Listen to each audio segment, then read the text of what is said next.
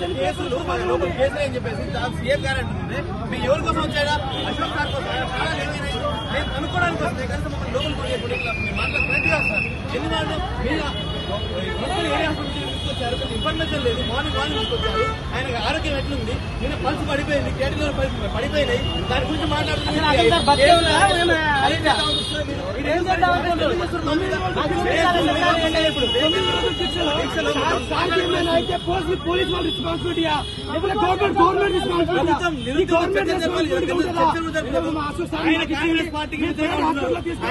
ఆయన BRS party అంటున్నారు. ఆయన కాంగ్రెస్ పార్టీ కోసం చేసిన దాఖలాలు చాలా ఉన్నాయి. ఈ కాంగ్రెస్ పార్టీ గెలుపు కోసం ఆయన యాత్ర కూడా చేశారు. మరి దానికి సమాధానం ఏంది? ఆయన ఇలా కాంగ్రెస్ పార్టీ గెలుపు కోసం రాష్ట్రాలు జిల్లాలు మొత్తం తిరిగారు. 2 లక్షల ఉద్యోగాలు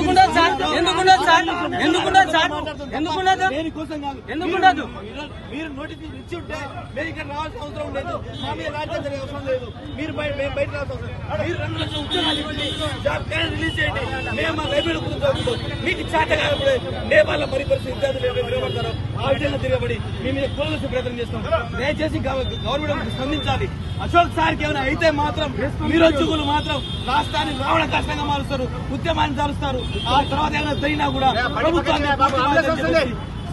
సిన్సియర్ గా గవర్నమెంట్ చేయండి.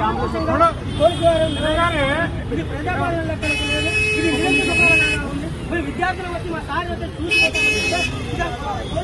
దౌర్జన్యం చేయడం అనేది ఇది చాలా దౌర్భాగ్యమైన పరిస్థితిగా కనబడతా ఉంది తెలంగాణ. ఎందుకంటే సార్ అశోక్ సార్ 9 రోజుల నిరాహార దీక్ష చేస్తా ఉన్నారు. ప్రభుత్వం ఇప్పటికి కూడా నిమ్మకు నీరెత్తినట్టుగా వ్యవహరిస్తూ ఉంది.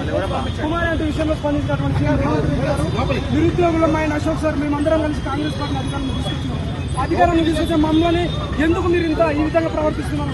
తెలంగాణలో మేధావులు ఎక్కడ పోయారు? గతంలో ఏ సమస్య ఉన్నప్పుడు మేము అండగా ఉంటామన్నటువంటి మేధావులు ఇప్పుడు అశోక్ సార్ ప్రాణాలు పణంగా పెట్టి 30 లక్షల మంది ఉద్యోగులు తరఫున తీసేసుకుంటే ఎందుకు మీరు అందరూ మద్దతు